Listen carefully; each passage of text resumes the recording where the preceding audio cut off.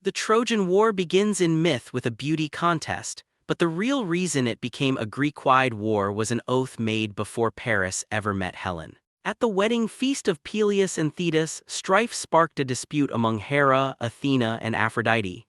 Zeus refused to judge them and sent the decision to Paris, a Trojan prince living near Mount Ida. Each goddess offered Paris a reward. Hera promised power, Athena promised victory in war, and Aphrodite promised Helen, celebrated in the mythic tradition as the most beautiful woman in the world. Paris chose Aphrodite. The problem was that Helen was already married to Menelaus, king of Sparta. Ancient accounts disagree over whether she left willingly, was persuaded, or was taken, so the safest point is simply that she departed Sparta with Paris. That departure activated an older agreement. When Helen had many suitors, they had sworn to defend the man she eventually married if anyone challenged the marriage. Menelaus therefore did not face Troy alone. His brother Agamemnon reminded the rulers of their oath and gathered leaders from across Greece, including Achilles, Ajax, and Odysseus. So the mythic chain is larger than one romance. Divine competition influenced Paris, Paris chose Helen, and a human oath turned the resulting crisis into a 10-year expedition against Troy. Before Odysseus became the strategist of the Trojan War, a later Greek tradition says he used his greatest weapon, deception, to avoid joining it. This episode is not narrated as a full scene in Homer's Odyssey.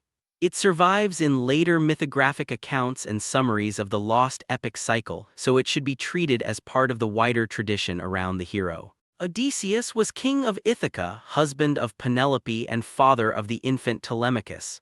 When Greek leaders arrived to summon him for the expedition, he reportedly pretended to be insane. In the best-known version, he yoked mismatched animals to a plow and acted irrationally in the field. The performance was designed to make him appear incapable of commanding men in war. Palamedes suspected a trick. To test him, he placed the young Telemachus in the path of the plow, creating a choice that madness would not understand but a father could not ignore. Odysseus stopped, revealing that his madness was an act. The same instinct that exposed him also explains the emotional center of his later story. Family mattered more to him than military glory. The legend therefore introduces a useful contradiction. Odysseus is celebrated as a war hero, yet his first great maneuver was an attempt not to go to war. It also establishes his defining method. Achilles meets problems with force. Odysseus survives by reading people, constructing believable lies, and knowing exactly which human reaction will expose the truth. The Iliad is the most famous poem about the Trojan War, but it does not tell the beginning of the war, the Trojan Horse, or the fall of Troy. The legendary conflict lasts 10 years. Homer's poem enters near the end and concentrates on a short crisis inside the Greek camp, the anger of Achilles after a dispute with the commander Agamemnon. Because Achilles withdraws from battle, the Greeks suffer. His friend Patroclus eventually enters the fighting in Achilles' armor and is killed by Hector, drawing Achilles back into the war. Achilles then kills Hector, Troy's greatest defender. Yet even this famous duel is not the poem's final point. The ending slows down and becomes a story about grief. Hector's father, King Priam, enters the Greek camp and asks Achilles to return his son's body.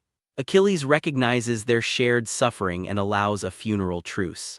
The Iliad closes with Hector's funeral. Troy is still standing, Achilles is still alive, and the wooden horse has not yet been built. Ancient audiences knew a wider cycle of poems around the war. Most of those works are now lost, but surviving summaries preserve events before and after the Iliad. That distinction matters before the Odyssey. It begins after a vast mythic story, not simply after the last page of the Iliad.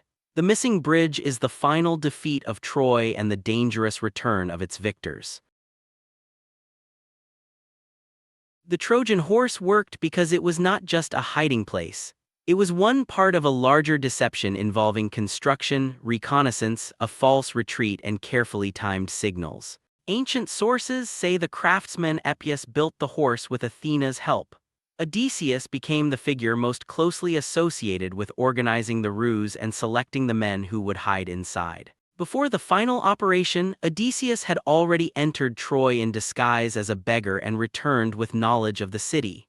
His strength was not simply inventing tricks but collecting information before committing to them. The Greeks then burned or abandoned parts of their camp and sailed out of sight to the island of Tenedos.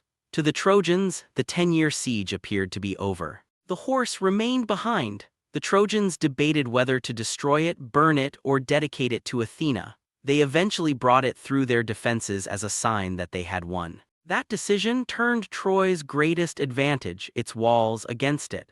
Once the horse was inside, the hidden Greeks waited until the city had settled into celebration and sleep. Sinon, a Greek left behind as part of the plan, gave the signal. The fleet returned from Tenedos while the warriors inside the horse emerged and opened the way into the city. The victory explains why Odysseus is different from heroes defined mainly by strength. His signature intelligence, later called metis, works by understanding what an opponent expects and building a believable reality around that expectation. When Troy fell, the Greek heroes had won the war, but Greek myth does not give them a single triumphant voyage home. Their victory immediately breaks into a series of dangerous returns. The key idea is that success in battle did not erase obligations to gods, sanctuaries, hosts, or families. A victor could still destroy his own return through arrogance, impiety, or a reckless decision. Ancient summaries say Athena was angered by a sacred violation during the sack of Troy and by the Greeks' failure to deal with it properly. The army's leaders then disagreed about when and how to leave. Some sailed immediately. Others stayed behind to perform rites and try to calm the goddess.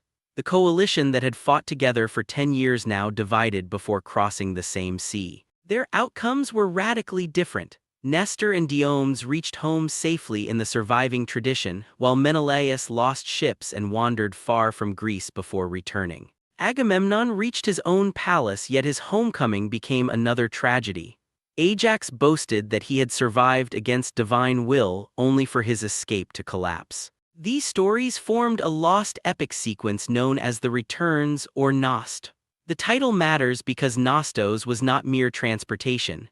It meant recovering one's rightful place after war. The Odyssey belongs to this larger pattern. Its starting question is not simply whether a skilled sailor can cross the sea, but whether a man shaped by 10 years of war can still recover home, identity, and order. Odysseus is trying to return to Ithaca, but Ithaca is more than a destination. In the world of the poem, home includes family, property, authority, reputation, and obligations to guests. Odysseus is its absent king. Penelope is not simply the wife waiting for him, she is the central guardian of the household. Their son Telemachus was an infant when Odysseus left and has grown up without a father. That absence creates a political problem.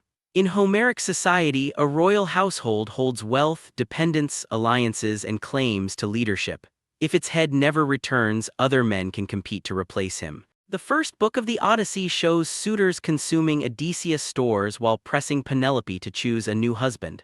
Their behavior is not rude background comedy, it threatens the survival of the entire house. This is where xenia, sacred hospitality, becomes essential. Hosts must protect and feed strangers, but guests must respect the household.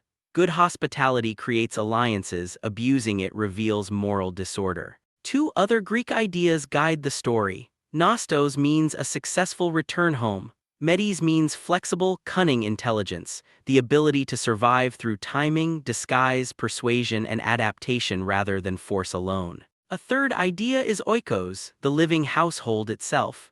Odysseus cannot complete his return merely by touching Ithacan soil. His home must still recognize him and he must still be capable of restoring its order. Knowing these ideas gives the film emotional stakes without revealing the journey.